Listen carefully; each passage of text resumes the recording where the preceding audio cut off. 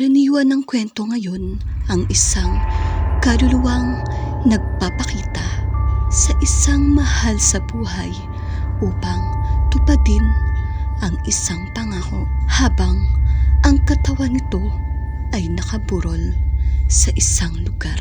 Ganyan din ang kaugnayan namin ng asawa ko dito sa kwento ni Mang Lauro. Ngunit ang pagkakaiba ng kwento ni Mang Lauro sa ibang kwento katulad nito ay ang iniwang malaking alaala sa aming mag-asawa na hindi namin kailanman malilimutan. Mahilig ang mister ko sa balut. Ilang taon na rin naming pinag-isipan na magkaanak. Kaya lang, hindi pa talaga kami binibiyayaan. Ang hindi namin pagkakaroon ng anak ang pinakamalaking kabiguan sa buhay. Maganda naman ang aming buhay dahil maganda naman ang kita ng mister ko.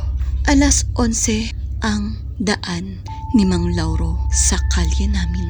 Suki niya kami sa tinda nitong balut. Matanda na si Mang Lauro. Bata pa ako ay hanap buhay na niya ang pagtitinda ng balut. Ito ang ipinangtutustos niya sa pag-aaral ng mga anak. Ilang taon na rin siyang balo. Ang schedule niya sa ruta niya gabi-gabi ay walang mintis. Kahit matanda na, ay malakas pang sumigaw ng balut si Mang Lauro.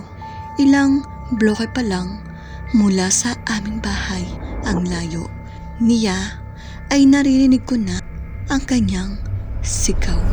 Isang gabi ay kinalabit ako ng mister ko. Nag-aagaw tulog na ako noon. Wala pa yata si Mang Lauro. Nakangiting sabi sa akin.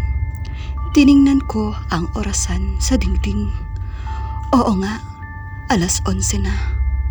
Hinintay ko ang sigaw ni Mang Lauro.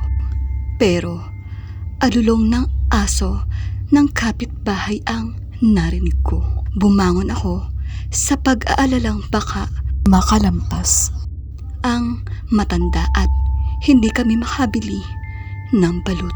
Pagdungo ko sa bintana ay saktong nasa tapat na rin si Mang Lauro. Mukhang sadyang naghihintay sa tapat namin. Mang Lauro, dalawa nga hong balut ang sabi ko. Lumapit sa akin si Mang Lauro. Iniabot niya ang isang plastik na may lamang balut. Wala siyang dalang basket na sisidlan ng kanyang tinda. Espesyal ang balut na yan. Palagay ko, magkakaanak na kayo, sabi ni Mang Lauro. Nang iabot ko ang bayad, tinanggihan niya ito. Regalo ko yan, sabi niya. Pagkalipas ng ilang araw ay nagtakaw na naman sa balut ang mister ko. Nang marinig ko ang sigaw na magbabalot ay dali-dali akong lumabas. Sa paglabas ko ng gate ay iba ang aking nakitang nagtitinda ng balut. Isang binatilyo ito, ngunit tinawag ko pa rin. Kilala mo ba si Mang Lauro? Tanong ko sa tindero kasi oras din ang daan niya sana dito eh. Opo, ako po ang pumalit. Anak niya po ako. Talaga? Opo, kalilibing lang po kasi niya noong 1 linggo. Ano? Nanindig ang balahibo ko sa takot at pagkagulat. Kailan yon?